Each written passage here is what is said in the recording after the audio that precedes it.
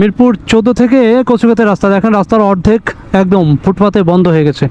ভ্যানের উপর করে দোকান চালাচ্ছে, বিভিন্ন রকমের দোকান মেলার মতো বসে গেছে।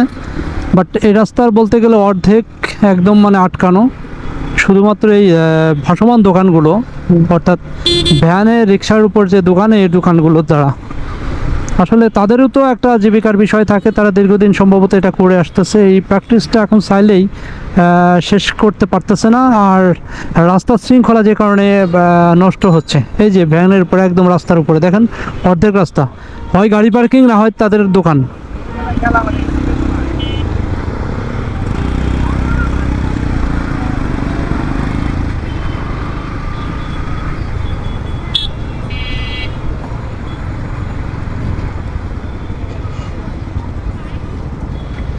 কচুক্ষেতে চলে আসলাম, যাব হচ্ছে যে 300 ফিটের দিকে। মামুন আসতেছে, আমার বন্ধু মামুন হুট করে ফোন দিল, বললাম যে তাহলে ঘুরে আসি। এখানে একটু জ্যাম পাবো, কচুক্ষেতে সবসময় জ্যাম থাকে।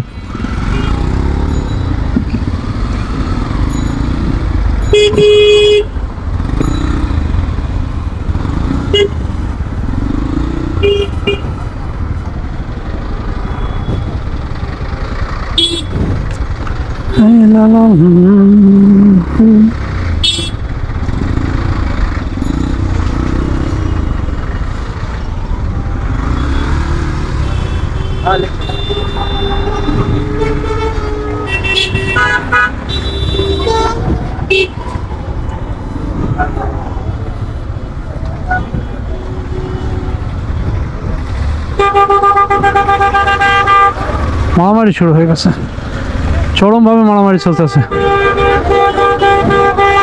কি শুরু হলো ওটা? ওই যে রিক্সাওয়ালা মারামারি করতেছে। বাংলাদেশের আসলে কখনোই কোনো কিছুতে মানুষের শান্তি হবে না। মামা আস্তে আস্তে করো, মারামারি করো। এই যে মারামারি যা অবস্থা, এগুলো আসলে আমরা কি বলবো, আমাদের কপালই এরকম, আমাদের এভাবেই চলতে হবে। এগুলো নিয়ে শৃঙ্খলা নাই, শুধু সুবিধা সুবিধা সুবিধা, নিজের সুবিধা কত পাওয়া যায়, কত করা যায় সেভাবেই। এগুলো ছাড়া আমাদের আর কোনো কাজই নাই। অলরেডি ক্যান্টনমেন্টের মধ্যে চলে আসছি।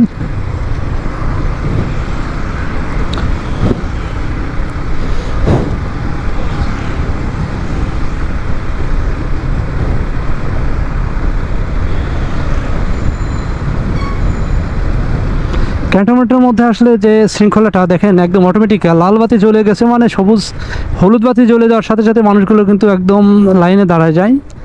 বাট অন্য জায়গায় যায় না, আউট অফ ক্যান্টনমেন্ট আমরা কিন্তু এই শৃঙ্খলাটা মেনে চলার চেষ্টা করি না। এটা করলে কিন্তু আমাদের নিয়ম শৃঙ্খলা অনেক ভালো থাকে। বাট